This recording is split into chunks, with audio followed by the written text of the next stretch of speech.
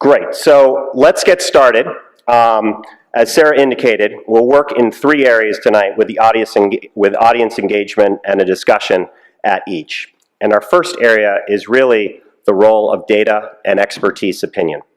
So I'd like to ask the entire panel, maybe starting with Jason and moving our way down, will more scientific data and better communication of that data ever allow us to reach consensus about climate change? Thanks, Ryan, for those introductions. Hello, everybody. So that question, like all these questions, are complex and they could be answered in any number of ways. My opinion on that now is, despite the fact that I'm a climate scientist and I'll argue to the end that we do need more scientific data, I don't think necessarily at this point that's the piece that we need most help with. Better communication of climate data, yeah, I think that's a piece we need to work on. We need to figure out how we can move beyond fumbling around with the data and the uncertainties and having that be a focus, and rather move on to figure out maybe better ways to couch the climate change that's upon us and that we're gonna be with for quite some time, in terms of risks, in terms of economic burdens, things that maybe everybody on the planet can appreciate, not just those that maybe are interested about Mother Nature, for example. I would say no, for 2 reasons. I don't think that more data or a better communication of it will ultimately bring us to consensus. I mean that in 2 ways. I don't think it will bring us to all agree on the science. Because I think most of the doubt, most of the denial is not really about science.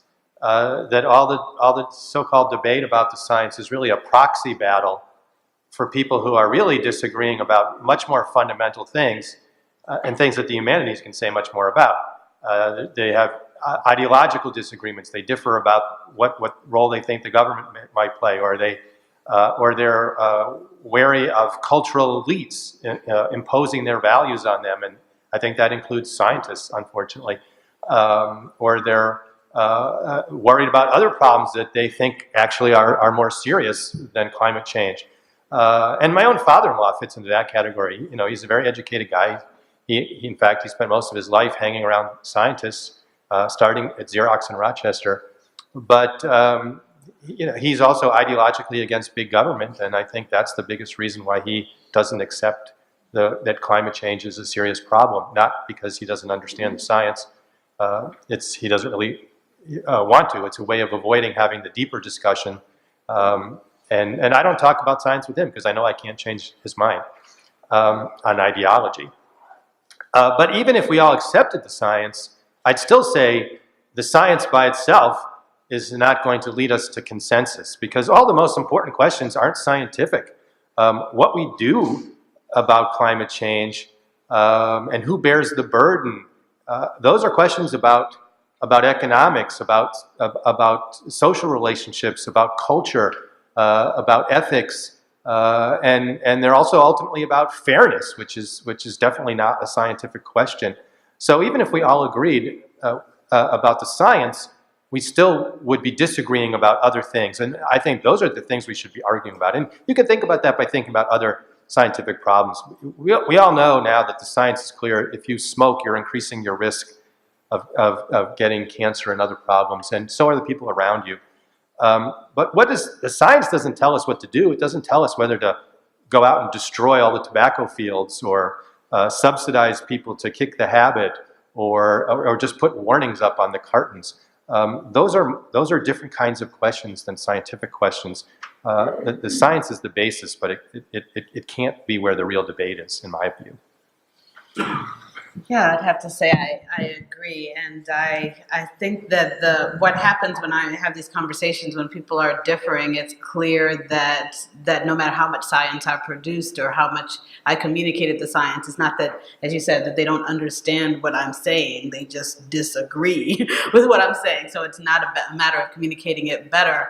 I think that there are aspects of climate change that we will be moving closer to consensus on, like the fact that the climate is changing and that is having these various impacts and I think that a lot of that agreement will come through observation, because certainly as we have these various swirling disasters increasing, and as we have more increases of water scarcity and all these different things, that'll just be very evident. Then people will start to more and more believe that climate change is happening. I think we'll continue to have the disagreement about what's causing climate change, and I think that will remain a division. And no matter how much science we present, as was stated, the ideological differences will block people's ability to come to agreement on that. And to maybe amplify some things, I had the benefit of going last. I want to complicate two of the terms in the question. The first term being communication, because the way the question is framed is a better communication of data. And I think that suggests that communication is sort of an empty vessel that just sort of transports data to people. And I think communication is quite a bit more complicated than that, and people have affective relationships to modes of communication and to people who deliver that communication. So I'm not at all certain that it's just a question of transmitting data in clearer ways necessarily. But I also want to complicate the term consensus that's there too, because of the way that I'm not certain that climate science is something that should be available for consensus and belief. And I think of things like money or traffic laws that you don't walk around believing in or not believing in, but they structure your life in various ways and you act accordingly, regardless of what you think about them. And I tend to think that climate science might be better off if it had that kind of systemic, not systematic, but systemic status as something that we take for granted and that's sort of baked into our everyday actions. That's great. So as Adam said, if people reject that climate change is upon us for ideological reasons rather than intellectual reasons, what is left for the role of expertise in the issue? Are there experts other than authoritative scientists who might be involved in working out the problem? And maybe this time, because you had the pleasure of going last time, we'll start you off so that Adam gets to back clean up here. I'm a writing teacher, and so I'm heavily biased toward thinking that, sure, there are experts in writing. There's some really beautiful writing out there, long-form journalism in Outside Magazine and in the New Yorker and the Atlantic and in the New York Times, where people really bring an understanding of scientific issues to an educated lay audience. I only finally understood evolution because I read an essay by David Quammen, for example. And there's also really beautiful art out there created by, I'm not an artist, I'm a writer, but I certainly find some of the art pieces that I've seen and heard about very moving and create a different affective relationship to some of the issues that they're presenting. So in addition to some of the expertises that Adam mentioned earlier, I would say artists and writers are some of the experts that might be heavily involved in this issue. Yeah, thank you. And we're working on really engaging youth as youth scientists to do observation, whether it's having youth testing air quality and water quality and soil quality, and also engaging on the communication side as well, and using their creativity. I use a lot of youth video to talk about climate change that youth have created and are telling the story in interesting ways. So really combining the arts with the sciences in a way that is very compelling in terms of the way youth do it.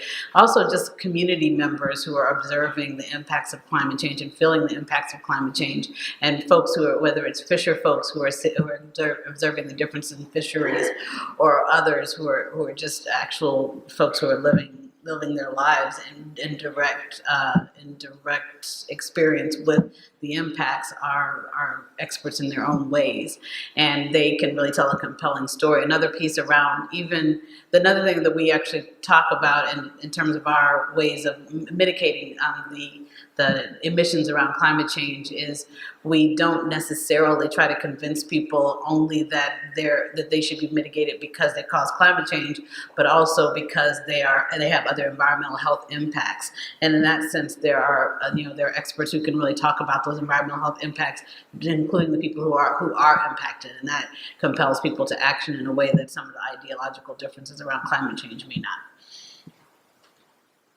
Yeah, I couldn't agree more with Jacqui that one thing that I think has already been missing too much in the conversation is what are the impacts, which we're already feeling in all kinds of ways. And all kinds of people experience the impacts and can speak eloquently and knowledgeably about them. And some of them are credentialed experts, and some of them are ordinary folks where it's part of their daily lives. I have a friend who happens to make maple syrup.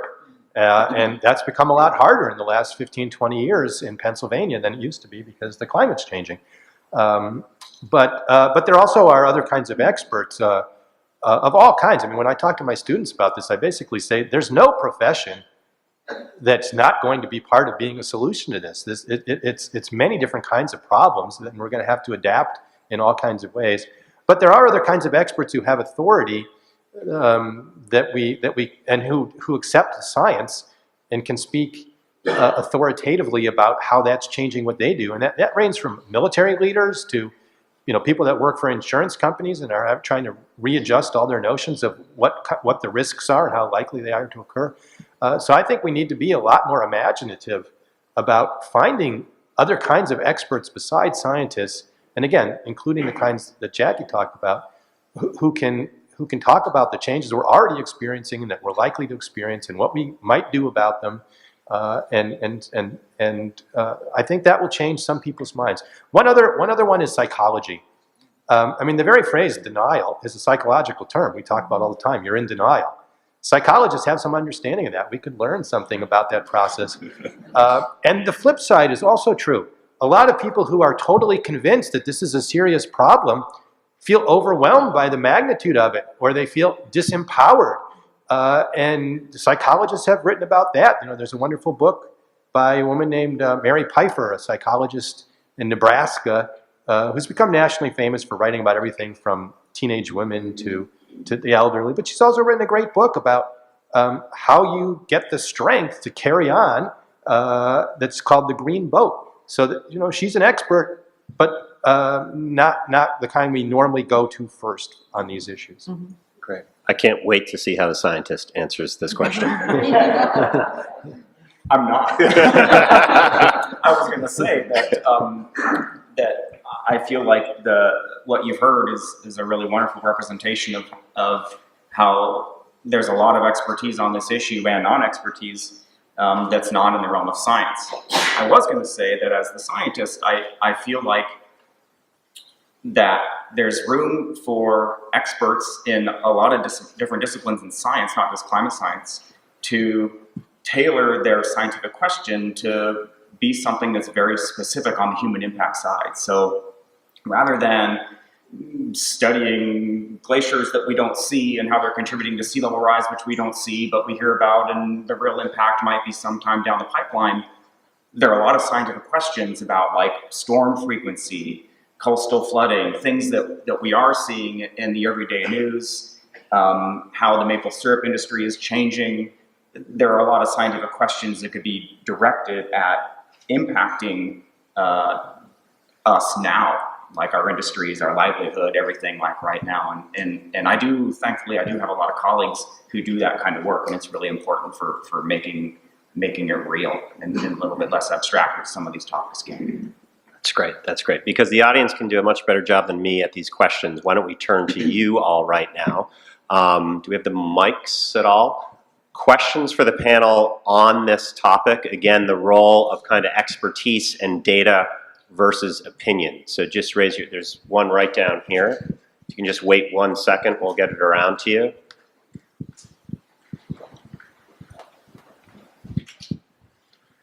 Hi, thank you. I really like the direction the panel's taken this in because I'm a political activist, and for me, it's just obvious that the science alone won't solve this.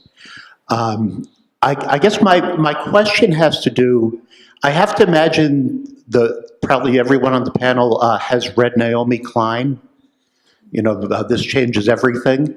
Because as far as I'm concerned, like, she's just about the most important expert on this, because she's identified the problem of neoliberal politics dominating our government and media.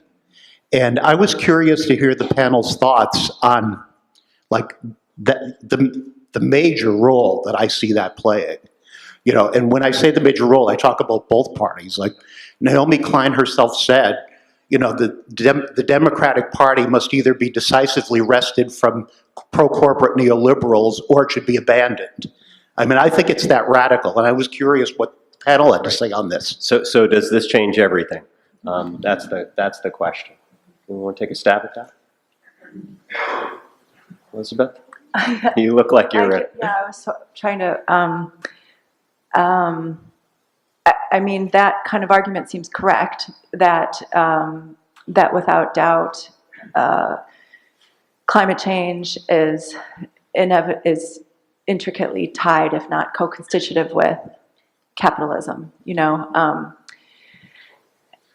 especially, you know, a system that's based on obsolescence, on planned obsolescence, for, you know, beginning with something as simple as that. I also have found, you know, find when I'm thinking about it or when I'm talking about it with other people, how very difficult it is to think outside of the logic of capitalism.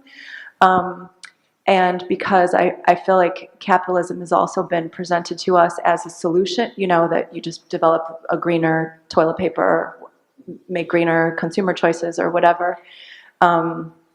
And even drilling even down to like our very conceptions of ourselves as individuals who make free choices, which are often articulated as consumerist choices, even when they're not literally consumerist choices, but our ideas of ourselves as actors is a liberal, you know, historically liberal concept, and so it goes deep. You know, it's not just, I think, a matter of like, you know, closing down Apple or whatever, because it really gets at the heart of the way we think of ourselves, and even some, you know, I think of some really great and important movements that have happened as a result of capitalism. Even, you know, I mean, a lot of civil rights demonstrations, for example, centered on consumerist situation, you know, lunch counters and the ability to ride buses, you know, polluting buses, P.S., you know.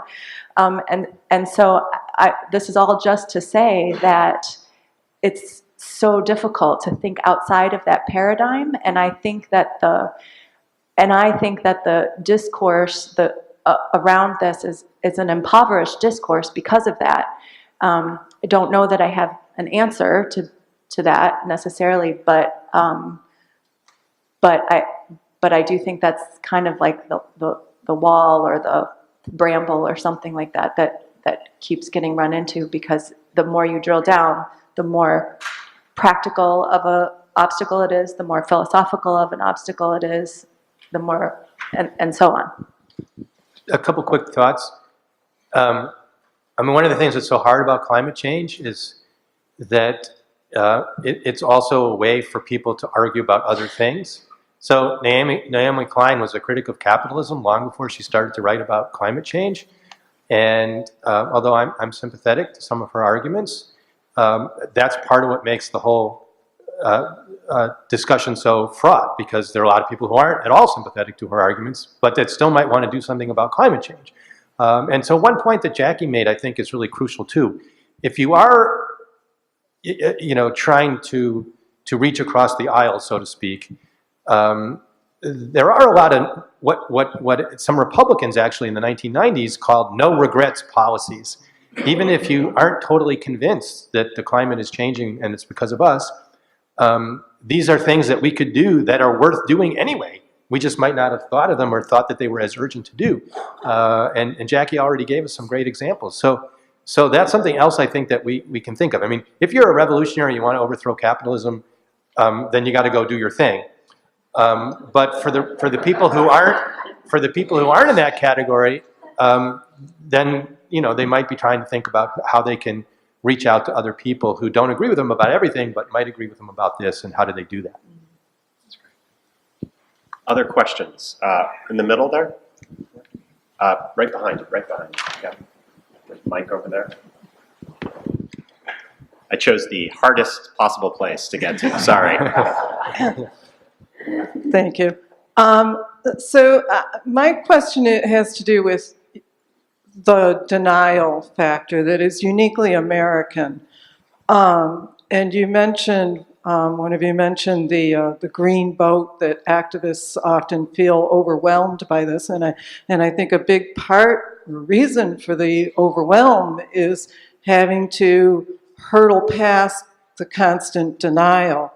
And how do you communicate past that denial when it's the very people in power who have control over what happens who are doing most of the denial? And why is this a uniquely American phenomenon? Great question. So denial just ain't a river in Egypt. Thoughts?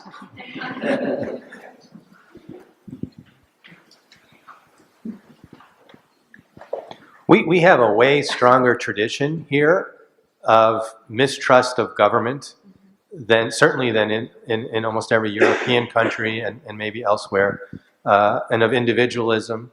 So I think that's part of the challenge for people, because there's debate about how much government would have to do, but it's clear that in the best of all possible worlds, government would have to do more than it's doing now. And that goes against a lot of the American grain. So I think that's one reason it's more challenging here. I'll share just a very quick piece that our colleague Ken Jacqui, who used to be at the University of Buffalo, shared, and it was this idea of kind of radical hope. And I'm going to butcher it a little bit so someone else knows about it. But David had referred to the Haudenosaunee and the seventh generation Great Law of the Iroquois Confederacy, and there's a story that Ken told about one of the specific tribes in the West when all of the buffalo were taken, and the buffalo were, of course, center to life and culture. And there was basically a decision that had to be made for that chief and that leader of the tribe, and it was either to essentially go down fighting and die or assimilate. And when asked why and how he could go on, the idea was that he had this kind of concept of radical hope, this idea that at some point it would transcend. Some people call that blind faith in a different spirituality, but it was this concept of believing that at some point we will get to that and tethered to it. And I just thought that Ken's retelling of that story, of that native culture, I think we have a lot to learn there, something that we can look to. Any other thoughts? I just want to add quickly, I mean, there are some pretty high profile examples of poor people distrusting scientists for good reason. The Tuskegee syphilis experiments comes to mind immediately, and in Virginia, the state I moved here from, poor people were being forcibly sterilized through the 1970s by the state government. So I think it's important to realize that even though those are different things, it's not an innocent, science is not doesn't have an innocent history. And moreover, there's been massive amounts of resources devoted to creating that denial. The same lawyers that worked on trying to show that tobacco didn't cause cancer are the lawyers who are working on sowing doubt for climate change. And they get paid a lot of money. The R&D on that has been going on for decades. So it's not just when people deny something, they're participating in a pretty rich history and responding to particular material conditions in just the same way that you are when you are not denying it. So I just want to point that out in terms of an argumentative situation. Great. I want to segue now into our second topical area, which is really communicating science or communicating climate change. And who should be doing the communicating? And how do we reach these audiences? So I'd like to start the panel out with a question, maybe start with Jason here. Who do we think is the most important audience for communicating science in the US right now? Right now, today, probably not you all. If I had to guess, right? We need to be communicating to the 50% that thinks that humans aren't involved in climate change, or that climate change doesn't exist, or it's a hoax, or whatever. That doesn't make it any easier, and that's why we're all up here talking about this, because if we were communicating science to the other 50% who understand the science and agree with the expertise that's delivered to them, then we wouldn't have the issue. So I think we need to be figuring out how to couch the who is the other 50%. I think it's the folks who are in denial of the science, and then the trick becomes, of course, how to do that. I'll stop there for now. Sure. I think, again, that we need to be communicating science to youth, because I think that they are not necessarily entrenched in the ideological and politically fueled denial. And so to start speaking with them at an early age, we actually put out, recognizing this, we actually put out a document called Teaching Environmental and Climate Justice in the Classroom, to really start talking about these things from an early age. And so youth, whether it's in elementary school, high school, and also in university, to really begin to communicate this in a way that will compel them to action and leadership on this as we move forward. So that would be the audience that I would prioritize. I'd probably pick corporate management who make decisions about shipping and packaging and manufacturing and things like that. Adam, any thoughts? No, pass. So rather than the how science is communicated, we've been talking a little bit about that. I'm curious to see, how do you think where that science is communicated, it has the most kind of impact and vitality, if you will? Or does that matter? Elizabeth, do you want to start down with that? That question makes me think about all the things I read about the polarization of media, and how people just go to the websites or the news sources that already are sort of confirming their belief. So I guess I think it's pretty darn important. I'm not sure I see a easy path to bridging some of those gaps, but with these first two questions, I just keep thinking, like, comedians. I feel like comedians need to be on the job of communicating climate science, that reaches youth, that has a broad public audience. I think comedy often does things better than much more serious people do, and more succinctly. And so if we could just figure out how to get the comedians to be, and a lot of them already are, but some of them are only communicating to people who agree with them ideologically. So, but I feel like comedy is the answer. Just have to figure out how. Yeah, I'd actually like to echo that. We did a contest based on this called Don't Believe the Fossil Fuel Hype. And we're getting youth to do parodies on some of the ploys that fossil fuel companies use to manipulate our communities into believing basically denial. And so we really got some great kind of creative entries into that. And so I really do agree that comedy is a transformational thing. I think seeing Flava Flav do it as well would be pretty cool. So actually, my co-panelists have changed my mind a little bit about this. That I think youth is key, actually. They're still at a formative stage in their thinking, and they're usually idealistic.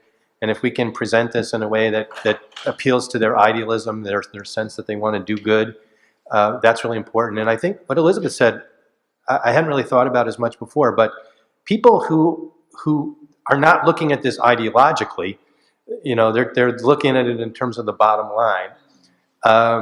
They're going to listen, and they're going to weigh the evidence, and if the evidence is overwhelming, and if we especially also, as Jason suggested, spend more time talking about the impacts, they'll be thinking about how this affects their supply chain, or how this affects their customers, or how this affects all the other kinds of things that they do. The reason that changed my mind a little bit is because I think we spend way too much time thinking about the denialists and how we can change their minds. I don't think we can. And time is short. Time is a valuable resource. I wish that we would get past that. That we can't ignore the fact that there are denialists, and the ones that are in Congress, we should vote out of office. That's going to be easier than changing their minds, or the ones who are at the EPA.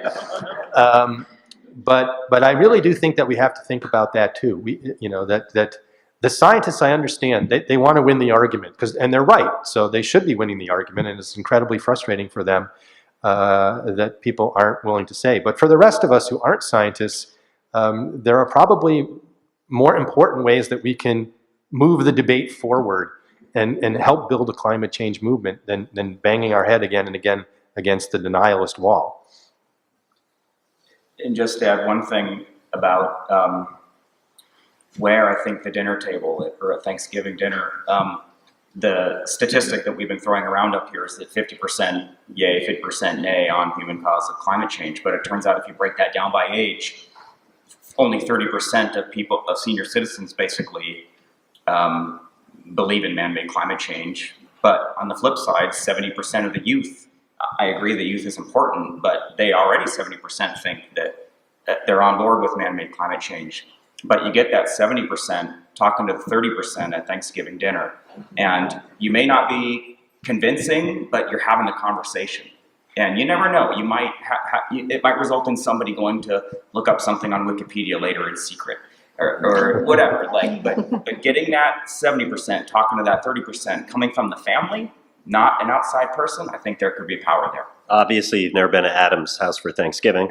We'll let that go, or my house for that matter. I would just throw in, I think there's that aspect, but I also think and choose your beverage, if you will, but I think at a pub, having a conversation over a pint, relaxed, and actually engaging in dialogue, believe it or not, that still exists, and you don't have to do it over Facebook or Twitter. It's an amazing concept of sitting there staring someone in the face and being open-minded. So I think the where, sometimes even outside of the cybersphere, I think is an important thing to think about. Our next question, I kind of waffled on because it's a bit loaded, especially considering the current environment, but so it's a softball in one sense, but does the media do a good job of connecting the dots of climate change and putting that into a narrative? And is that are they truly being effective in that? And if not, how could they move in a different direction?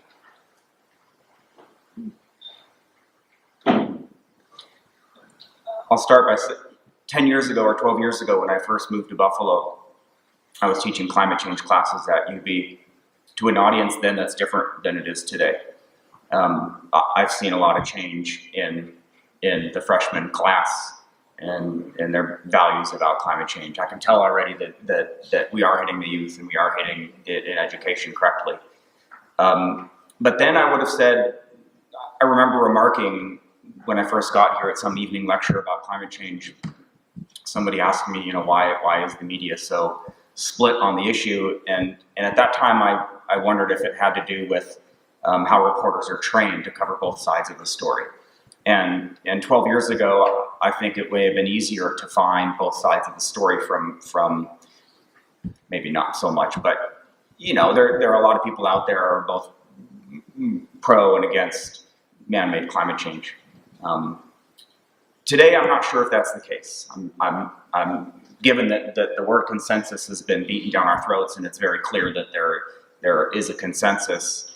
I'm not so sure that these days the media are split on the issue because they're trying to cover both sides of the story and they end up giving equal weight on either side. I think today it's wrapped up in these tribal ideologies and and we have news sources that are on both teams, and they're going out to get their information and delivering it to their audiences, and so it's complicated. I was a journalist for a bunch of years in my 20s before I went back to grad school, and one of the most awful parts of my journalism time when I was in Wichita, Kansas, I got assigned to go write a story about the head of the National Organization for Women came to Wichita to give a speech.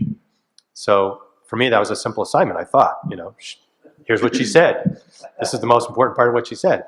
And then my editor back in the newsroom said, well, she talked about abortion. You got to go call up the anti-abortionists in town, and they were virulent.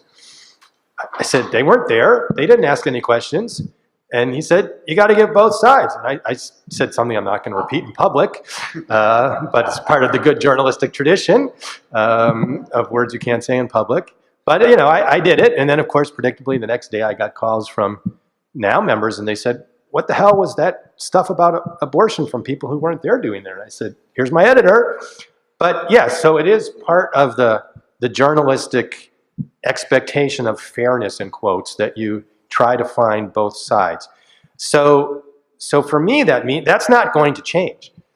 But let's at least have real debates instead of falling into the trap again and again and again of discussing whether climate change is man-made. Why don't we just say, can we talk about whose interests are at stake here? Who's going to be hurt? Who's going to be helped if we do something about it?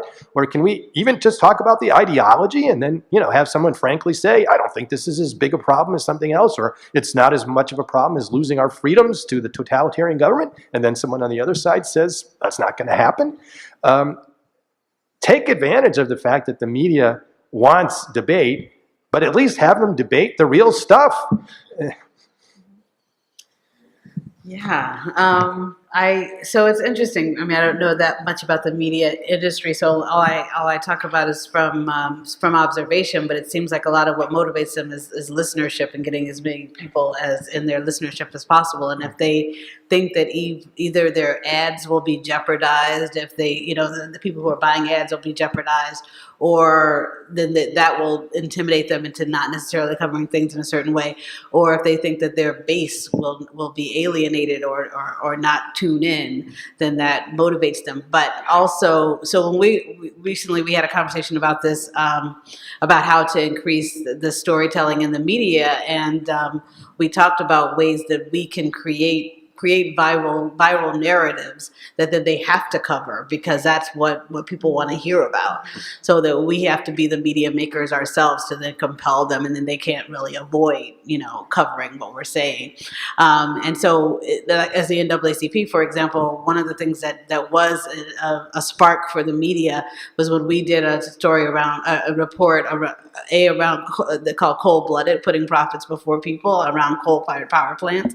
And us as an unusual speaker on this issue, that's what got the media engaged. And that, between that and our Just Energy Policies report, we got more media coming to our press conferences around that than around Trayvon Martin, because those are the things that they expect us to talk about.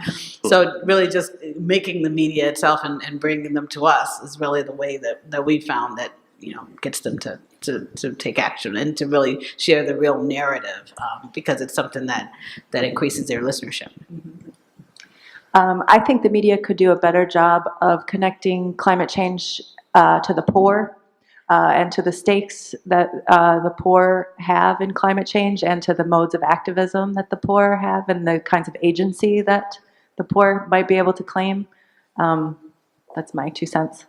That's great. That's great. Let's go to the audience and open it up here. And again, focusing in questions on really who should be doing the communicating and how do we reach audiences regarding science and climate change. Right here in the middle with the blue shirt. Sorry. Can you just wait 1 second? Sorry. We're just going to get the mic to you so people in the back can hear the question. Thank you. As someone who's worked in television and print for quite a while, I'd like to just kind of point out the danger of talking about the media in a broad brush. Even talking about news media in a broad brush. There are things that Fox News will discuss certain programs and won't discuss in other programs. There are things that MSNBC might be more likely to just mention or do a show on at, again, certain times and not and avoid other times. I worked for the Weather Channel for over 20 years on a freelance basis, and you're hard pressed to find any mention of climate change when they're covering storms. Yet they do have programs where they're about climate change periodically. So, and what it really comes down to is who is your demographic for a particular show or a particular time slot. Even PBS will avoid climate change issues during prime time when their older demographic is most likely to be watching. So if you're trying to, solve the problem, like will the media cover this or that, you have to be much more sophisticated than saying the media. The media is not an amorphous. Very good point. Is there a question that we can turn that into at all? Yeah, how well, my challenge would be that anyone who wants to communicate about climate change, you need to be thinking about, okay, who in the media do I want to get my point across to, or who can I work with? Like the woman mentioned about creating viral events. I mean, and you can do that sort of thing with local media sometimes. So I don't really have a question about it. I guess I just want to make that point about media. Great. Back here, then we'll come up here. Thanks. In the interest of asking the quickest question I can, Ryan asked, who's the most important audience for climate science? And nobody mentioned elected officials. What's up with that? Great question. There are a bunch of bombs. I don't know if you heard Jason's answer, so I stepped towards the mic, Jason. I don't think there's any hope with them. I don't know. I mean, maybe the hope is that they follow their constituents, and if the constituents rally hard enough and pick up the phone and call them enough. But that goes back to what Elizabeth said too, that a lot of businesses take for granted that climate change is real and it's happening, and it needs to be part of their planning. And even this year, our president got a lot of backlash when he said he was going to back out of the Paris Agreement from corporate executives who think that's a bad idea. So it may be that some of them will eventually hear enough from some of their constituents who matter more to them than others to take this more seriously than they're taking it right now. Leaders follow. Down here. Okay, Just one quick second. Just get the quiet. the question about who is the most important audience for communicating science right now. I think we need to think more holistically. I don't think there is a most important audience, except it's sort of like the blindfolded people studying an elephant. I think it's shaped like a snake. I think it's shaped like a tree trunk, that kind of thing. You got to look at the whole picture and look at one individual or one organization has to decide for itself, well, who do we have the best skills to reach? And what is the most important message we can bring in, that we are capable of doing, or that I am capable of bringing out? Okay. Thank you. Great. Right up here in the middle. Thank you. I respectfully disagree with what some of the panelists have said about that we can't affect change and that political leaders can't. And I think I have come from that from some personal experience working on Clean Energy Task Force on the local level. I think we need to get involved locally. And my question has to do with what kind of resources do you envision that are out there or that should be out there for those of us to be going to our local towns, getting on our town councils, being able to explain both resiliency as well as adaptation. And so it's a great question. Mm-hmm. Dissent is a very good thing. So let's see what our panel thinks here.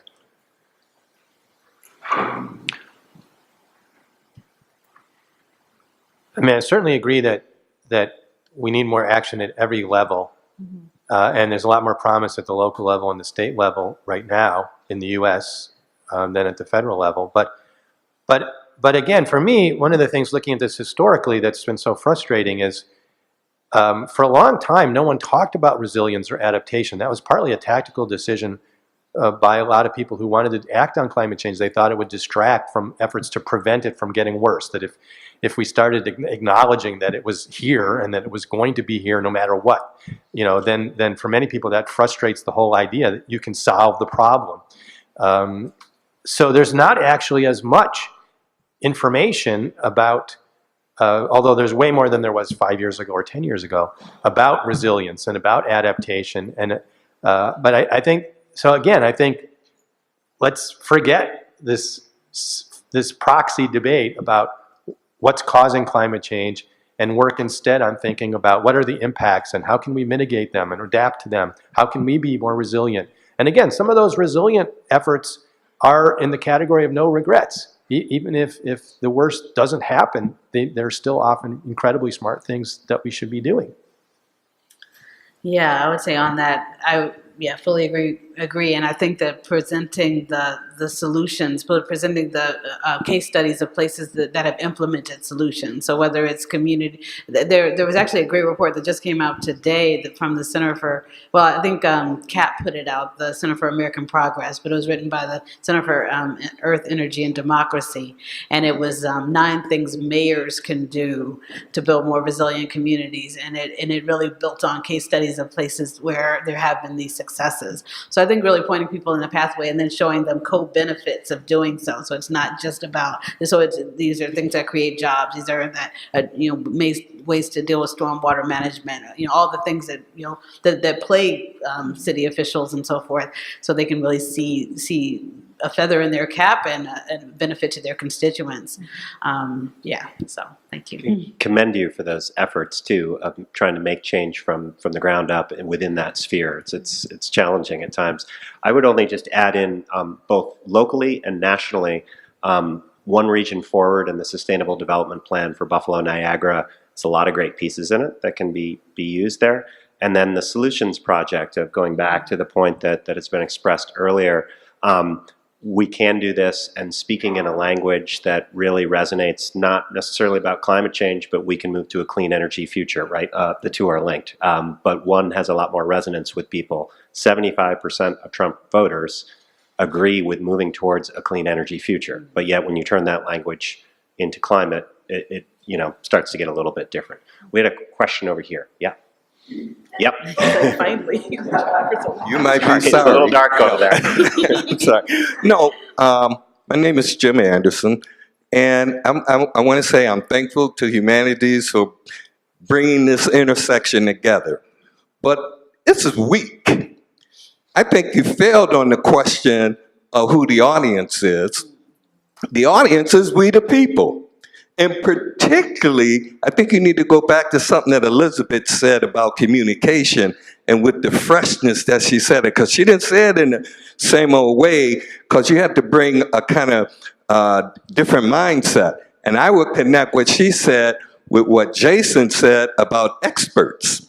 Where experts need to train their attention to the impacts.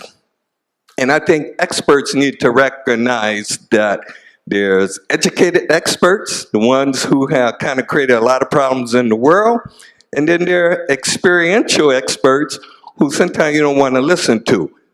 Those families in Flint that sound the alarm but had to get deeply impacted before they got response. I say that to say now, because you failed on the media. We got media here, and the same people who you want talk to, which are really some of the communities that you need to make strong, that act in that political vein that I hear the sister suggesting, that you haven't done that. And it's kind of because as humanities speak to this issue, and they should be, they're still operating from what you mentioned, Adam, about culture.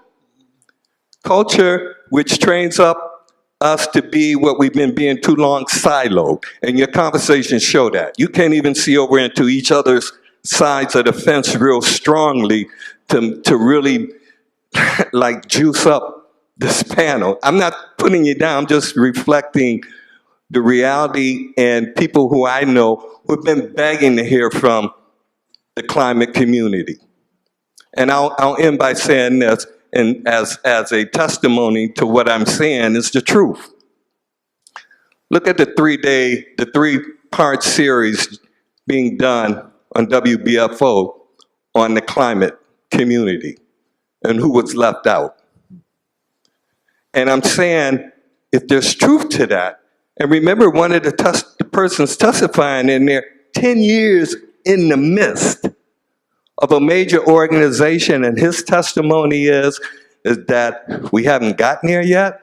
I'm just saying, the reality is, this is good, because we're in the intersection, we got to bump around, and since the invite said you could have some kind of, it suggested you don't mind a little bumping. I just wanted to bump a little bit.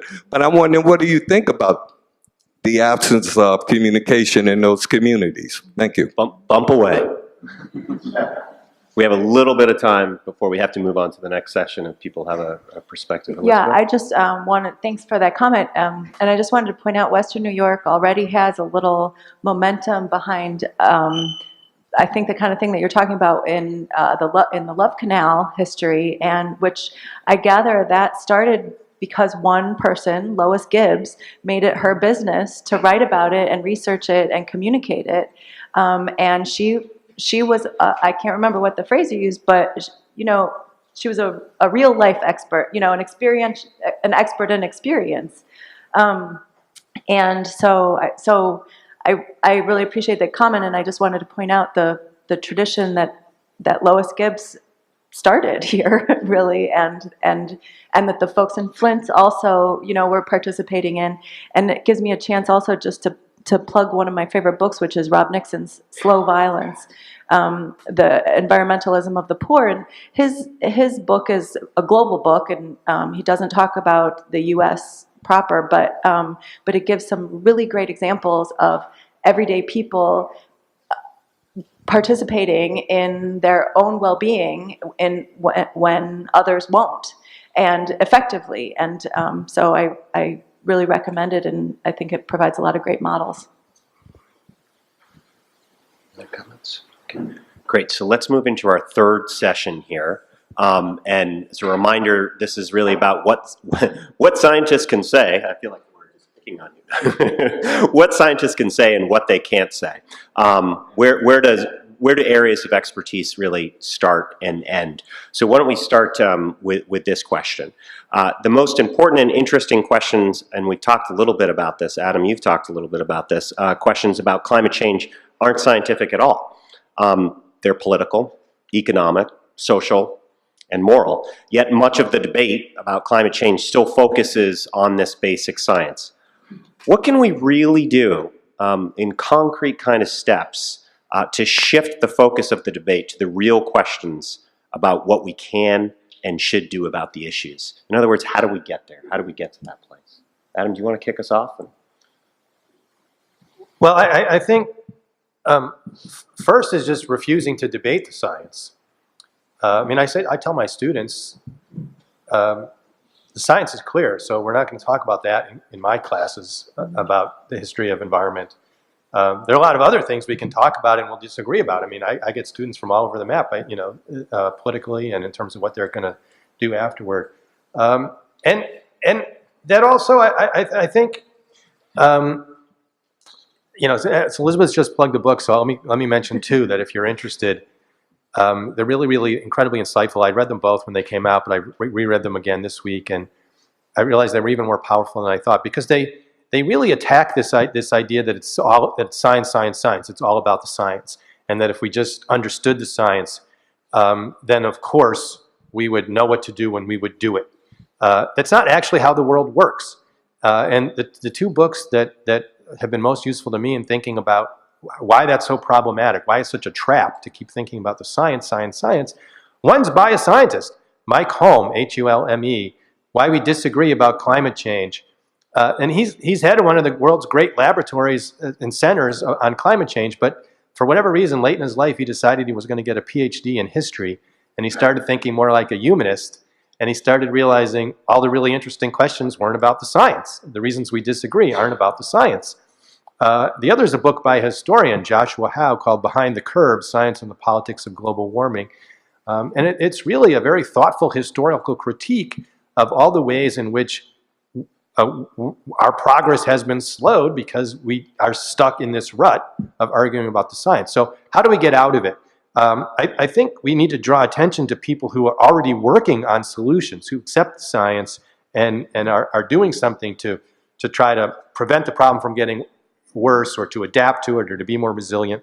I just saw a documentary this week called The Age of Consequences.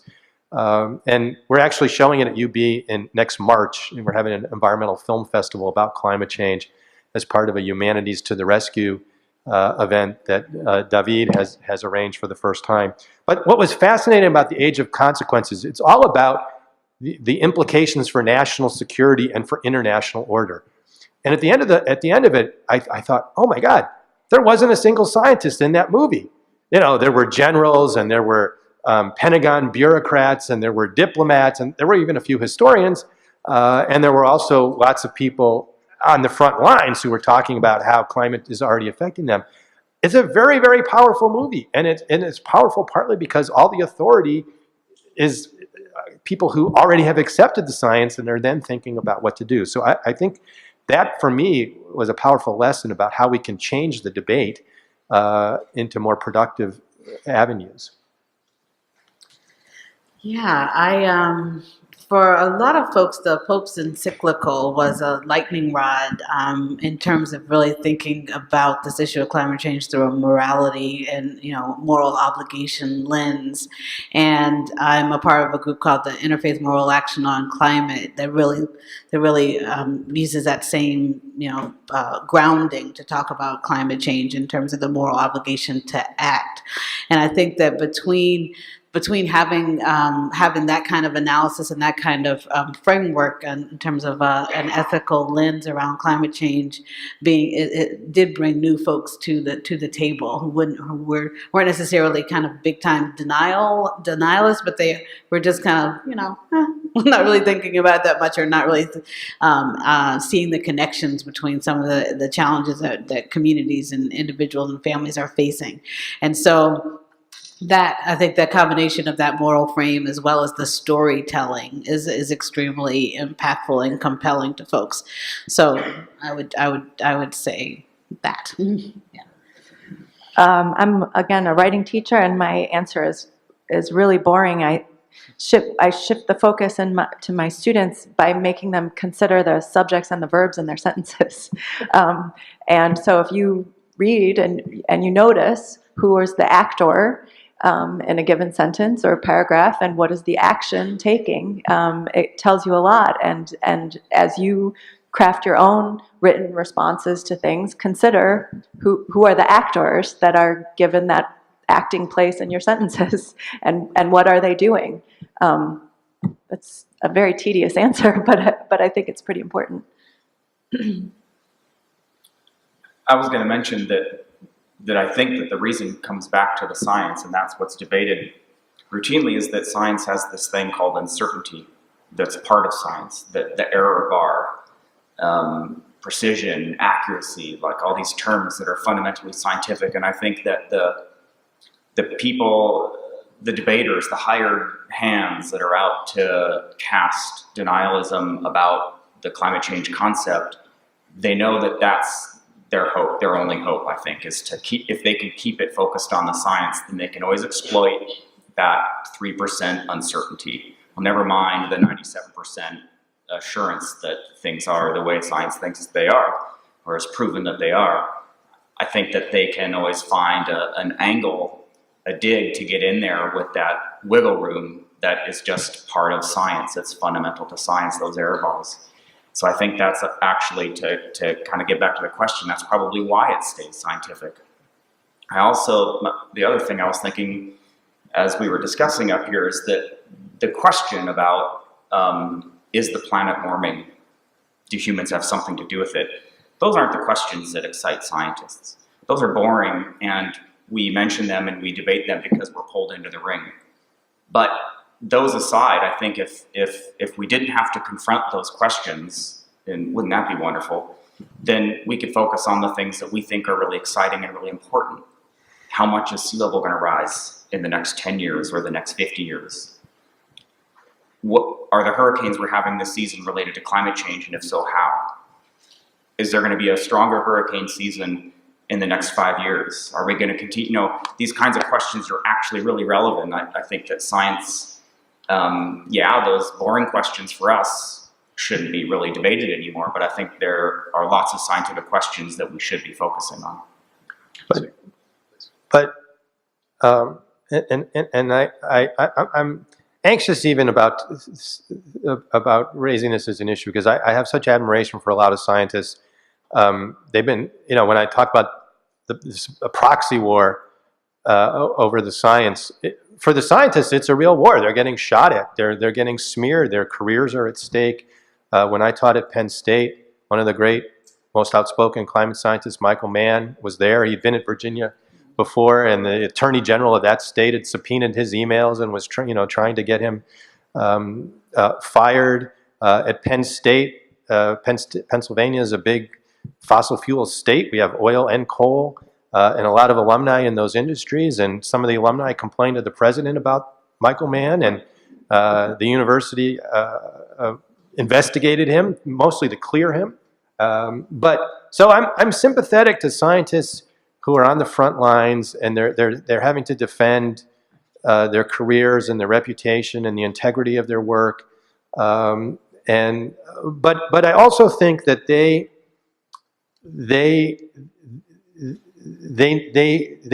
have to realize themselves it's about more than the science.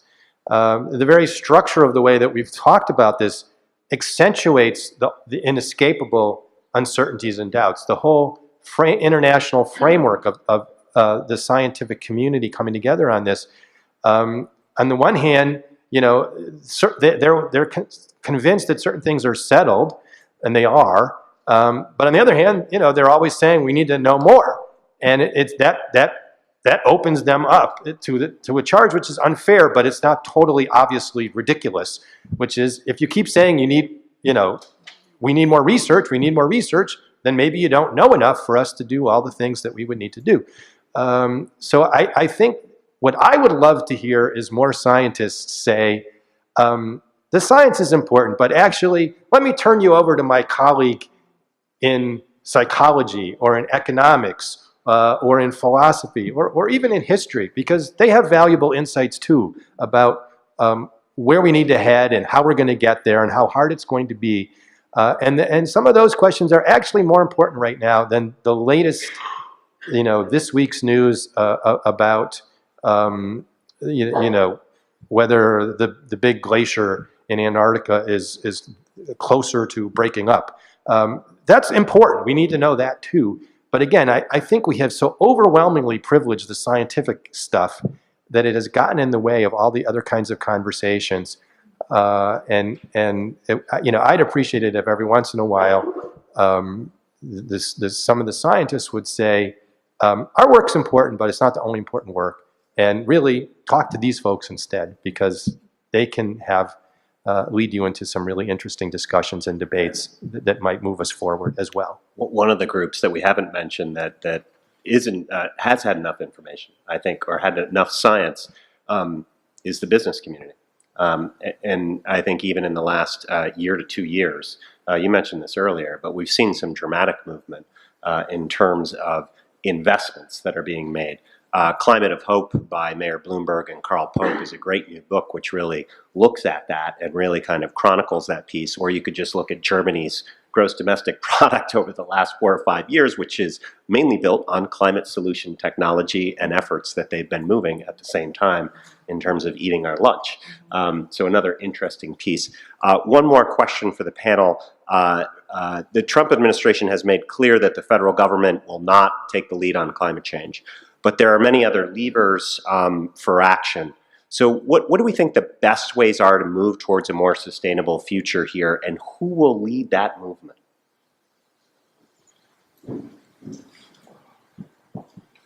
You have the answer, I'm sure. Well, I mean, I want to say the people, based on some previous conversations, but, and so I think it has to be a combination of that, but I also, once again, want to point for better and worse to corporate America. I mean, people were bent out of shape for months about some of the transphobic laws that were being enacted in North Carolina, and phone calling and letter writing and everything. But then the instant, I can't remember, Coca-Cola pulled out of the NCAA, sponsoring the NCAA basketball tournament, and that stopped it in its tracks. And it's such a strange position to and something similar happened, I think, in Indiana regarding some of the homophobic, I can't remember the details exactly, but it seemed like the power of corporate America has been exerting itself really effectively lately. And I think that should be interrogated, but I also think it should be noted. And I'm not talking about necessarily like consumer boycotts, or maybe I'm not talking about that.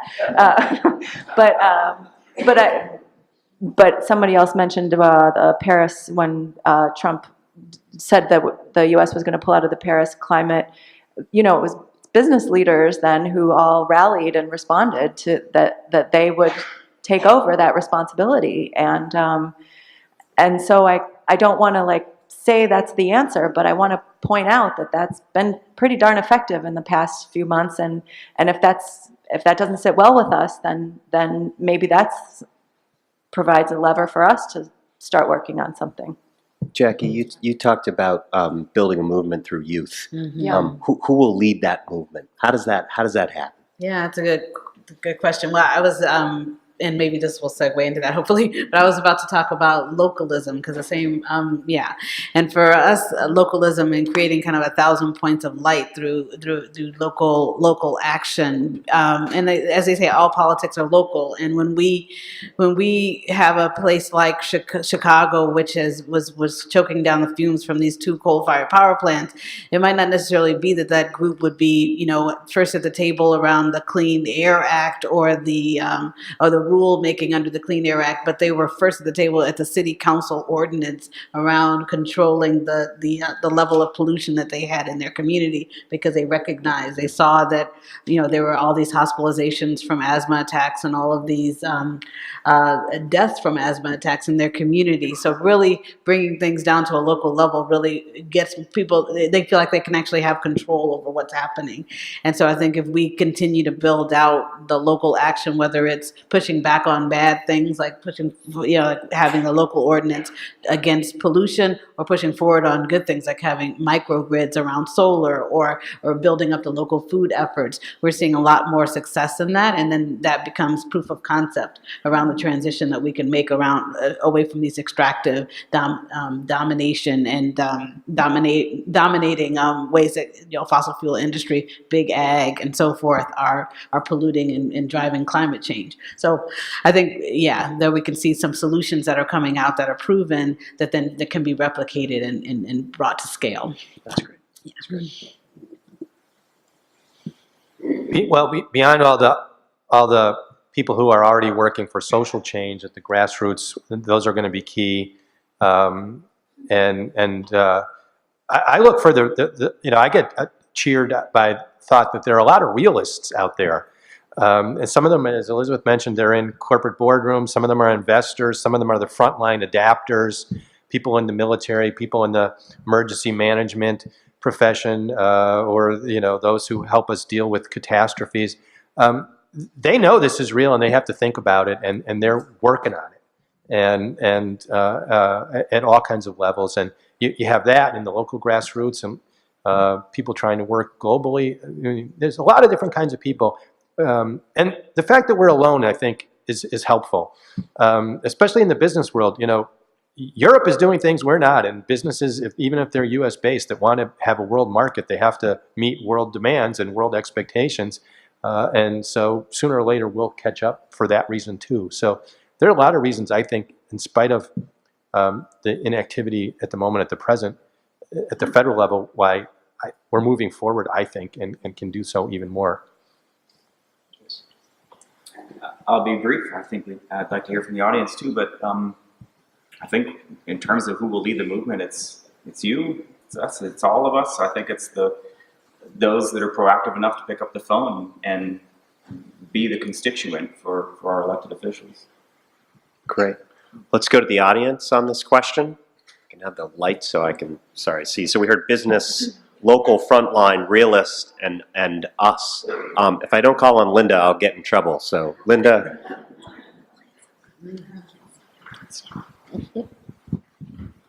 Thank you. Thank you very much.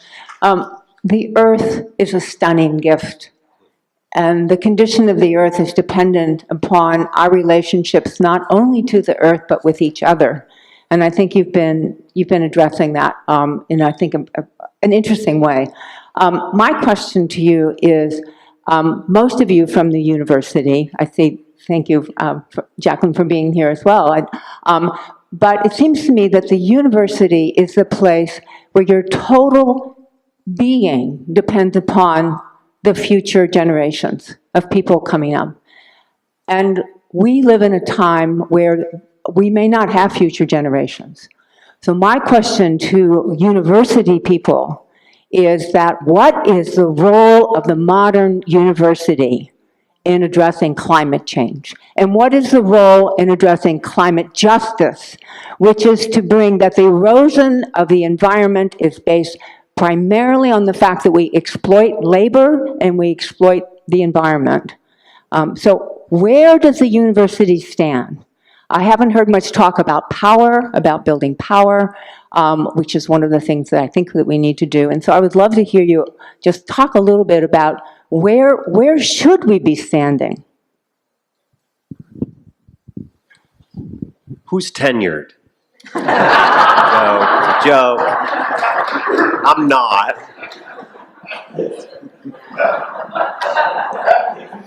I couldn't resist that, Linda, sorry. Any thoughts on that? Well, coming here a year ago, I was delighted to meet Ryan, to find out that we not only have a chief sustainability officer, but that he sees his mission as encouraging change agents, both in the university and in the community. And I think that's a model. Obviously, we're, all of us in different ways do outreach as well as work with our own students. But having the university itself try to exemplify best practices is important. And it's not just important for people to look at it, but our students are highly attuned to hypocrisy. And if they hear us talking about things but not doing them, and the university as an institution not doing them, they understand the lesson there, and it's not a good one. So that's why, for me, it was really encouraging to see that not only do we have lots of faculty who are also out in the community and learning things, dialoguing with people, but that the university itself has this institutional commitment to encouraging change agents and doing some really creative things about that. So thank you, Brian. Others?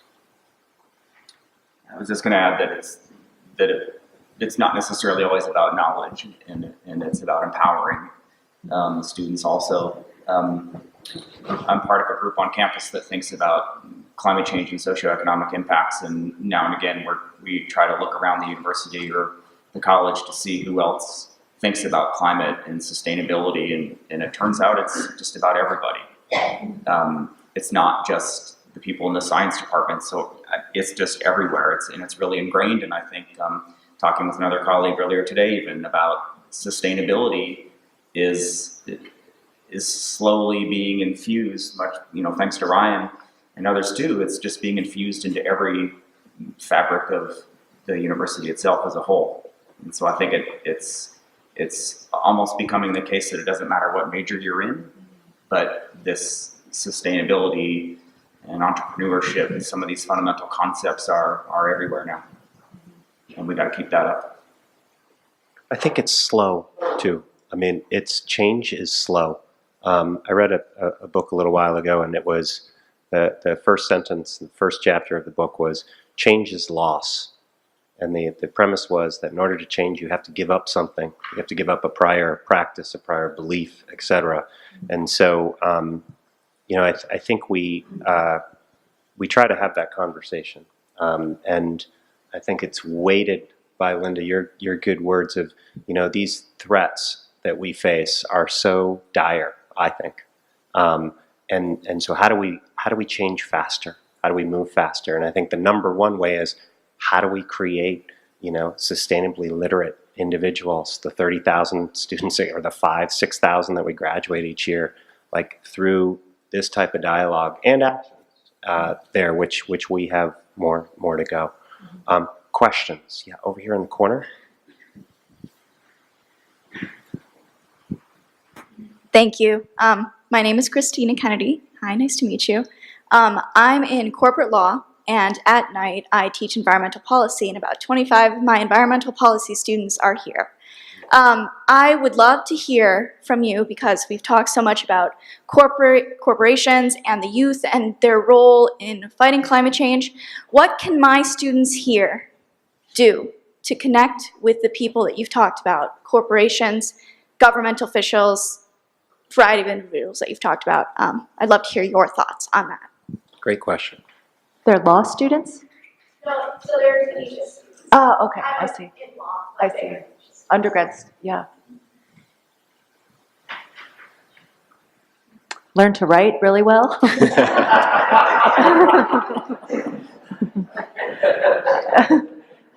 I think, just to amplify something Jason said earlier, I read some amazing statistic that today's college graduates will change not jobs, but careers, something like 8 or 10 times before they turn 40, which is entirely counter to the way I feel like people have been thinking and that colleges have been structured, like as career training.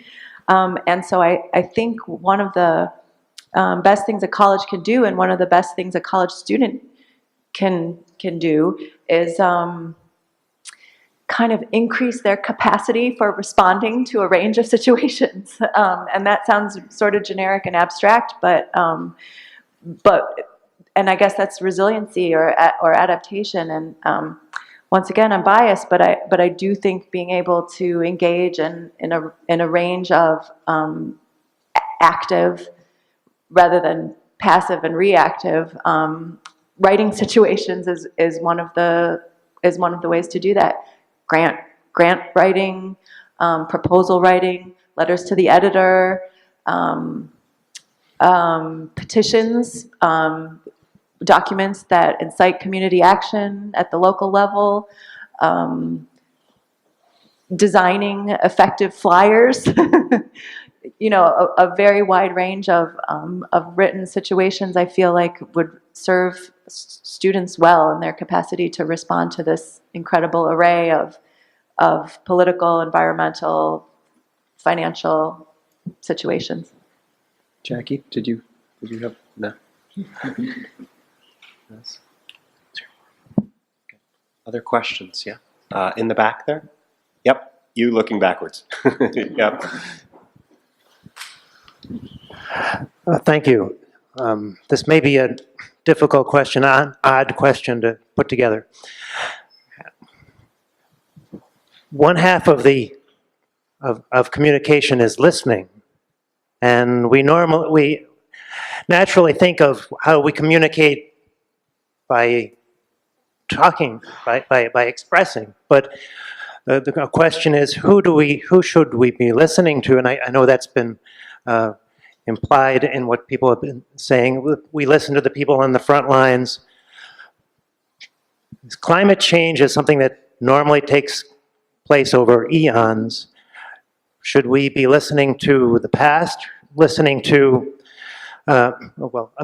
science is observing. We normally think of what we see and what we measure. For example, and the ecological collapses that have happened on a more local level. The Mayan civilization, for example, is often talked about how, well, the people did not disappear, but the civilization changed. Partly, one explanation is ecological degradation. Are there things like this in the past that those kinds of disciplines know about, we should be listening to, and then native cultures that have long memories, longer than the average American memory, which is pretty short. Great. I'll end my question. Who should we be listening to, and are there things we can learn?